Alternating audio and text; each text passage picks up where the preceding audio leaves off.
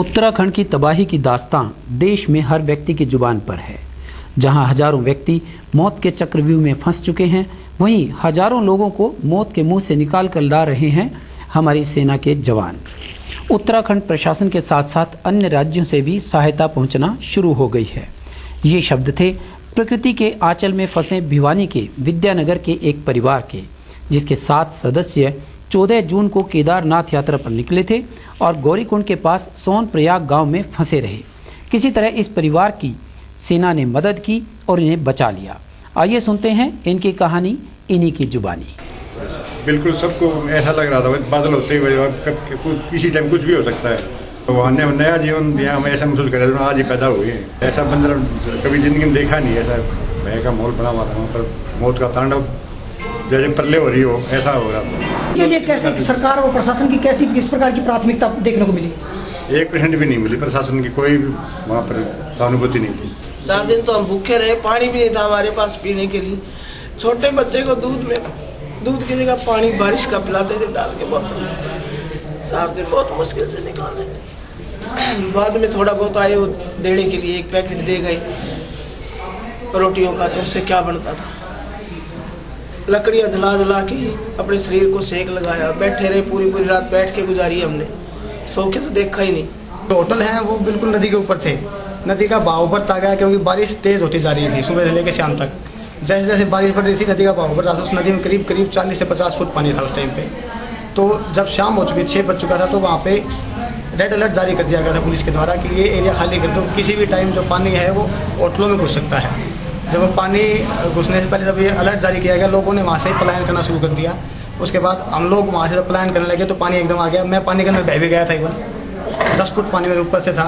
तो मैं जैसे तैसे एक गेट पकड़ के पानी से बाहर आया, तब मेरे पैर में चोट लगी। मेरे साथ मेरे माँ बाप थे और मेरी बहनोई, मेरा भतीजा और मेरी बहन का बेटा, हम सब लोग थे। तो 16 तारीख को पानी आने के बाद हम वहाँ से पलायन करके दूसरे होटल में गए। जिस होटल से हम निकले वो होटल उसी टाइम बह गया।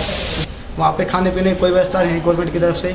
वहाँ पे एक पार्ले जी का बिस्किट जो 5 रुपये का आता है वो 20 रुपये का या 30 रुपये का 50 रुपये मिल रहा था। 2 पैकेट बिस्किट के मिलकर थे एक दिन में, जो हम 2-2 बिस्कुट बांट के खाते थे। 9 लोग रुका वो पानी पीते थे। इस तरह से मैंने वहाँ पे एक एक करके दिन बिताया।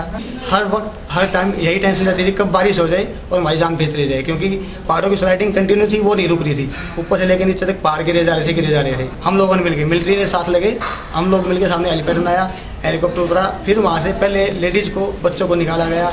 हम लोग पहाड़ के रास्ते से नीचे आए और मेरी माता और जो बच्चे थे वो जो है हेलीपैड से हेलीकॉप्टर के थ्रू गुप्त काशी आए।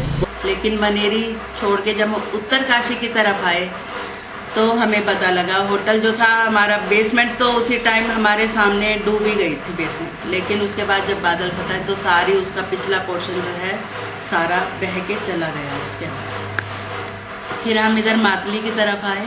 मातली हम रुके हुए थे रात को। फिर वही बारिश होती रही। सुबह 3 बजे के करीब होटल वाले ने बोला जल्दी उठो फटाफट, हमने इस होटल को खाली करो, बाढ़ आ गई है। क्योंकि सारे होटल ऑलमोस्ट गंगा के किनारे बने होते हैं। तो हम फिर उधर सड़क के जैसे ही बैठे थे बस अपना अटैची उठाई, हम अपना बाहर सड़क की तरफ आ गए। तो वहीं खड़े रहे रात को, बारिश में थोड़ा सा खड़े रहे। तो उसके बाद फिर थोड़ी कम बारिश हुई। फिर उन्होंने हमें जगह दी, कहते चलो अब यहाँ बैठ जाओ। फिर हम वहाँ बैठे। थोड़ी देर के बाद आर्मी पुलिस वाले ये सारे आ गए। उन्होंने कहा अब आप ऐसे करो, ये सारा डेंजर जोन है, इसको आप खाली कर दो। फिर हमने उसको अभी खाली कर ही रहे थे कि उस होटल का पिछला हिस्सा गिर गया और पानी उसमें बह गया। उसके बाद तो रात भर एक साथ ही पेट्रोल पंप था, उसकी पिछली उसने नई बिल्डिंग बनाई थी, वो भी सारी गिर गई। वो तो हमने सब खुद देखा है। आसपास जो झोपड़ियाँ थी वो भी हमारे सामने बहती हुई हमने देखी हैं। और सारे पेड़ पहाड़ सारा मतलब यूँ गिर रहे थे जैसे पता नहीं क्या हो। ऐसा दृश्य हमने कभी देखा नहीं, ना ऐसा गंगा का रूप देखा है। हमने पहली बार सारा कुछ ऐसी चीज़ें अपनी उसमें देखी। वहाँ क्या हुआ, जैसे ही हम उतरने लगे हमारी गाड़ी जो है एक मंदिर से टकरा गई। शिव जी का मंदिर था, वहाँ भी हमें भगवान ने बचाया क्योंकि साथ ही खाई थी, हमारी भी उसमें चली जाती।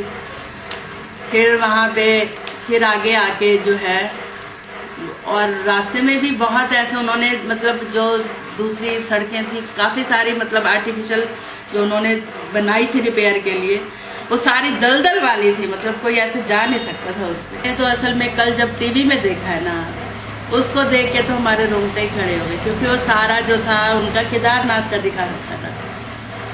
तो उसको देख के तो हम सारे इतना रोए कि हाय लोगों के साथ कितना कैसे हो रहा है, और हमें फिर भी ये बॉर्डर पुलिस ने ही हमें बचाया है किस्म से। लगातार आप संपर्क में भी थे उनसे, क्या लगा था आपको? 4-5 दिन जब वो वहाँ पे थे तब ना हमें ठीक से नींद आ रही थी ना कुछ, बारी बारी फ़ोन करते थे, कभी फ़ोन मिलता था कभी नहीं मिलता था, रेंज में होता था नहीं होता था।